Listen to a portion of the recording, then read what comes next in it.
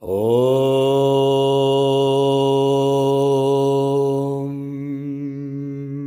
Kayena vacha manasyendrayirva Bhutyatmanava prakriti swabhava Karomi adyat sakalam paresma Narayana samarpayami Narayana samarpayami.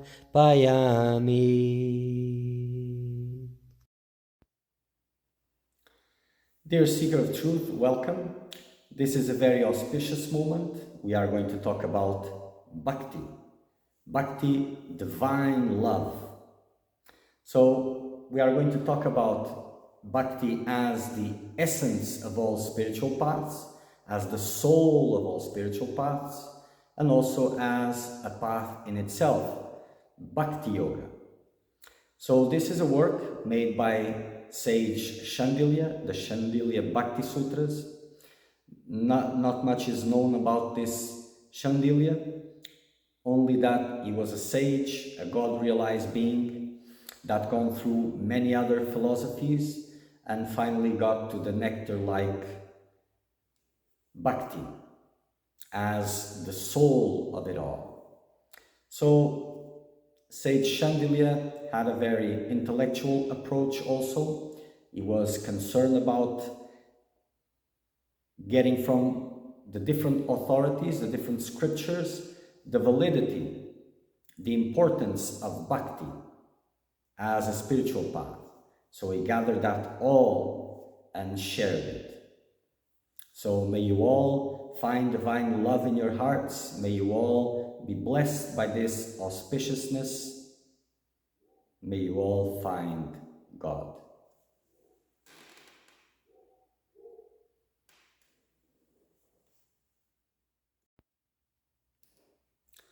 Moving on, Chandilya Bhakti Sutras, Sutra 69, still on the offenses, part 4. So, recommending the practice of the name, the repetition of the name to irreverent and ungodly persons who are not prepared to hear such advice. So, the recommending to chant the holy name to those who don't have any faith, who are not prepared for it, it is offensive. It is an offense to the holy name to teach those who have no faith to chant the holy name, to advise those who have no faith or those who do not want to hear about the holy name is an offense to the all-auspicious holy name. So if the holy name is due to be addressed with profound reverence and devotion, advising the holy name to those who are against God, materialistic, that have no faith or little faith, that is offensive also. Emphasis of I and mine and attachment to objects of enjoyment, another offense. If a person hears about the wonderful glory of the holy name but remains attached to material consciousness, perceives everything as I and mine, and feels no love and attachment to hearing about the chanting of the holy name, such person is an offender. So after hearing about the holy name, the sense of I and mine should be relinquished, and holding on to the holy name as much as possible to purify devotion so that love can come out of that. But keeping this consciousness of I and mine and material attachments, it is offensive to the holy name. To revile a particular God or scripture, that is another offense. So instead of respecting that which is very complex, even unthinkable for the human mind to conceive God's purposes, God's ways, that is offensive. So to revile any God or any scripture, that is an offense also. To associate with non-believers, profligates, sanguinary persons, greedy men, and liars, just to associate with those who don't believe in God, it is an offense. With greedy persons, with liars, just associating with them is offensive. What to say of profligates, sanguinary persons? So those kinds of associations are offenses to the divine name. Divine name is like the cloak of purity, and then you're rubbing that cloak with all those people. That is offensive and detrimental to your spiritual path. Very detrimental. Not only because of the offense, but here is not the subject. To blame God in adversity. So there was a point which was to become an unbeliever. This is different. It's to blame God in adversity. Why has this happened to me? Why have you done this to me? And so and so and so and so. So it's God's fault. So to blame God in adversity. When things go wrong means go against what you think it's right or what you think it should be. That is very offensive. To practice virtue with a sinful motive. So to do all kinds of virtues, but with sinful motives. For example, to get praise, to be important, all of those things, or with other malicious intents in mind. To practice dharma with a doubting mind, that is also offensive. Dharma is the straight line towards God. It is sacred. So all dharma must be with a faithful mind, a surrendered mind. To be slothful in discharging one's spiritual duties. So this is very important. So discharging the spiritual duties, those who are assigned by God or the Guru, one must be quick and full of reverence and dedication and focus. This is the attitude. And understanding that task is sacred. To regard the picture of God as wood, stone, metal, paper, or clay. This is also offensive. So these images, statues, they are God Himself. They are manifestations of God. To treat prasad, which is the food offered to the Lord, as ordinary food. That is also offensive. So there's a little bit of now we are entering the Seva Aparadas, and I think I have mixed it a little bit. The first ones till now were about Nama Paradas, offenses to the divine name. Then there are Seva Paradas, which is in serving God. The Nama Paradas, they are more grave in nature, they are worst. These are also bad, but probably I have mixed it up a little bit.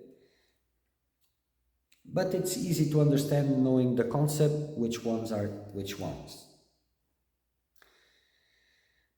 So this sacred, holy food, the remnants of God food, is sacred. It sanctifies the devotee, cleanse his sins. So in a way, it is God Himself also, that food, those remnants of food of the food that is offered to God. So treating it like ordinary food they could just eat or choose or wait for a specific moment, this is also offensive. To treat Charanamrita, the water in which the sacred feet of an image of God has been washed, as ordinary water. This is also like the prasad. It is also purifying, removes sins. So it should be treated with respect and not like ordinary water, and that is also an offense. To regard tulasi, the holy basil plant, as an ordinary plant. There's a beautiful story, then if those of you have interest, you can check, where it is mentioned in the story that tulasi is an incarnation of Shri Mata Lakshmi. So it is a sacred plant, should not be treated as an ordinary plant. To regard the cow as an ordinary beast also, the cow is regarded as sacred. It is considered the earth goddess Bhudevi, a manifestation also of Shri Mahalakshmi. To regard the Gita or the Bhagavata as an ordinary books.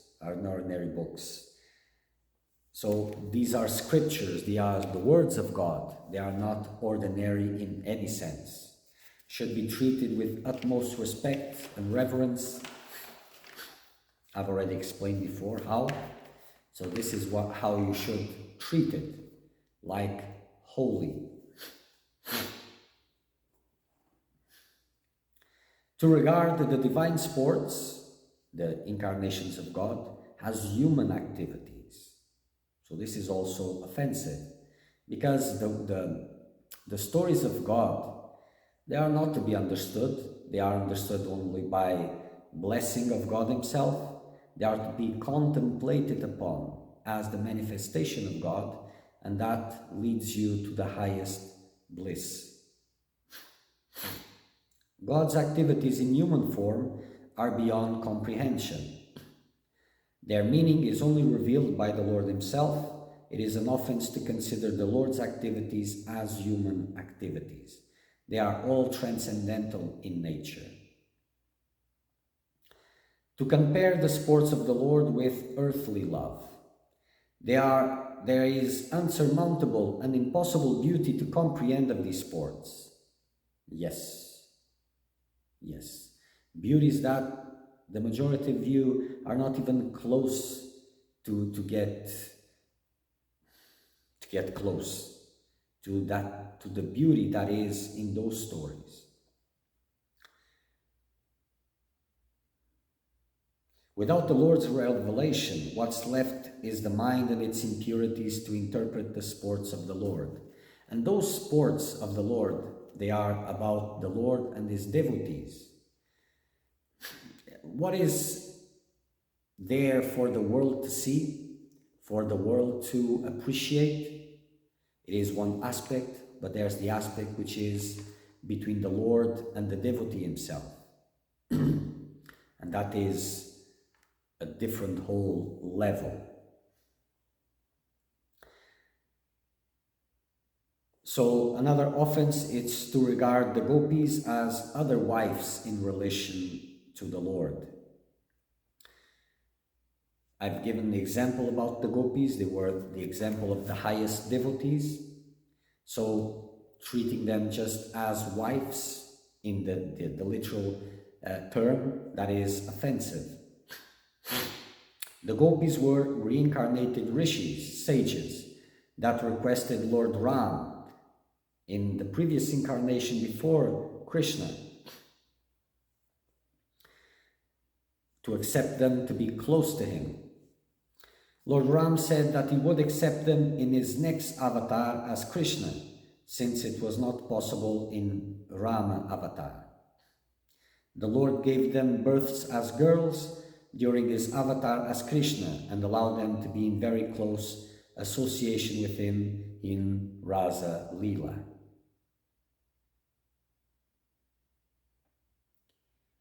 These stories are filled with nectar for those who have the heart to receive. To regard the rasa dance of Sri Krishna as an amorous sport. Many are the transcendental joys in that interaction of Krishna and the gopis. Many, many, many. It is beyond comprehension for the majority, for sure. Except for those who have been blessed to live it. For the majority, the joys of these interactions are just limited to amorous sports. And to convey this meaning is ignorance, but also an offense to the divine name.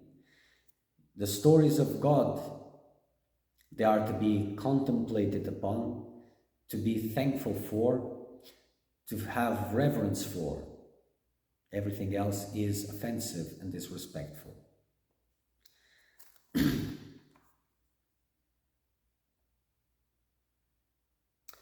To discriminate between touchables and untouchables in festivities connected to the Lord. This is more, of course, about Indian culture. Not sure if we have anything similar to this, any example in the West to bring this, but in India, yes, to make this discrimination between devotees. In reality, that is, those who have surrendered to the Lord are equal to the Lord and should not be seen as different and discriminated because of birth and other circumstances. Okay, so here, because of birth and other circumstances, we can apply it here also. But yes, this discrimination is offensive. To judge devotees by external things, like the birth and social status and all these things. To judge them by these, it is offensive also. To comment on the merits or demerits of saints. We talked this previously. Now this point is being brought back again. More direct merits and demerits of saints. It is offensive. You are putting yourself in a position that you are judging these things. It is offensive. To have a high opinion about one's own self. Yes, this is very offensive. Detrimental for your spiritual path, for the divine in you, for God Himself. Having a high opinion about yourself is very offensive. To turn one's back on an image of God, it is also offensive. To approach an image of God with shoes on. To regard oneself as a devotee, a pious soul, a learned man, or a virtuous man. It's a spiritual pride. It is also offensive because the real fruits of the real spiritual work is humility. Pride is offensive. To regard oneself as pious, even though oppressing anyone, even if slightly, it is also an offense. To refuse to maintain one's wife, children, family, dependents, the needy, and the holy man. This is for worldly people, except renunciants, of course. Those who have renunciated the world, who has embraced Bhagavad Dharma, they don't have to maintain anyone. They should be focused exclusively on God. But for the others who haven't become renunciants, who haven't dedicated exclusively to God, then to refuse to maintain their, how do you say this in English, their duties, then it is offensive also. So there's a tradition in India where not only the wife, children, family, dependents, the needy also is a responsibility of the household and the holy man, to maintain the holy man.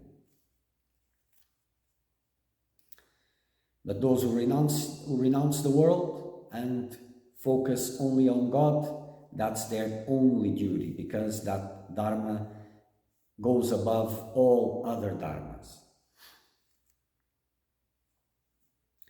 To offer something to God, treating it as enjoyable by oneself, or to enjoy it without offering it to God beforehand. So giving something to God because it is something that I prefer to have, instead of something to please God, or to enjoy it without offering to God beforehand. That is also an offense. And if you watch closely, these offenses come in line with the high level of attention and reverence that we have been talking from the beginning of the videos towards sacredness. The absence of it, most is offensive. Without knowing, it is offensive. Knowingly is offensive. By accident is offensive. But proportions are different. So the one who knows and incurs in offenses, that is the highest of the offense.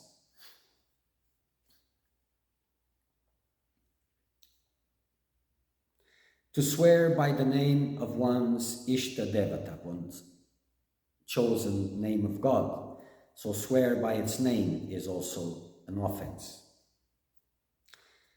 To sell Dharma and the name of God, making spirituality a business, that is also an offense. To expect anything from anyone else than God, it is also an offense. So if you have surrendered to God and you're expecting things from others, that is offensive.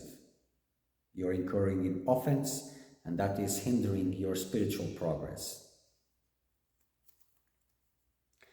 To violate the injunctions of the Shastras, because they are the words of God, you're going against it, it is an offense. To behave as a knower of Brahman, even though lacking such knowledge. So those who behave like they are transcendental beings, that they are knowers of Brahman, that is an offense.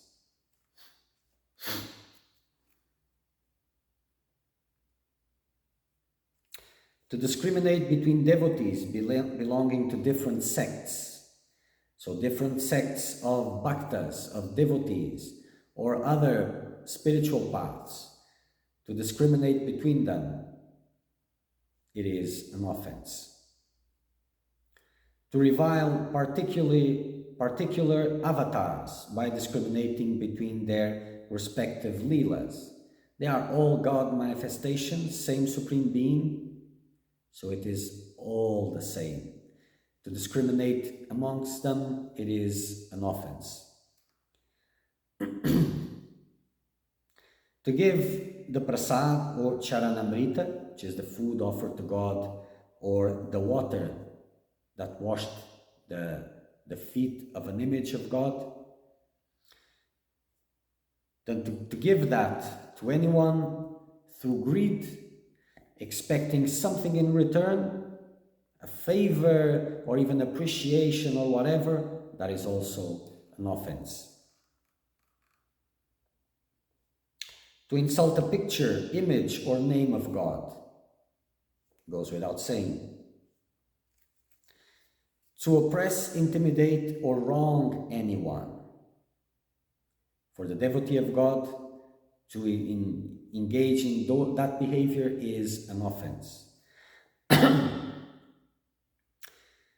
To renounce faith on losing in a controversy or on one's failure to establish a proposition. So spiritual discussions, which by themselves are ridiculous and unneeded, but in those discussions, if one fails to uphold a point of view and establish the precept of his faith, and because of that loses his faith, that is also an offense. to regard the birth and activities of the various avatars as commonplace, just mere human lives. This is also offensive because the stories are also God's manifestations. To regard the pair forms of the deity, such as Sri Radha, Sri Krishna, as distinct and separate, they are the same, they are one and the same. As an overzealous disciple, to act against the spirit of the Guru's behest. So even if you're an overzealous disciple, but because of that, you're going against the orders of the Guru, imagining that you can understand what he intends by those orders, that is offensive also. Okay. Tvameva mata cha pita tvameva Tvameva bandhushka sakha Tvameva Tvameva vidya dravinam Tvameva Tvameva sarvam mama deva deva Tvameva sarvam mama deva deva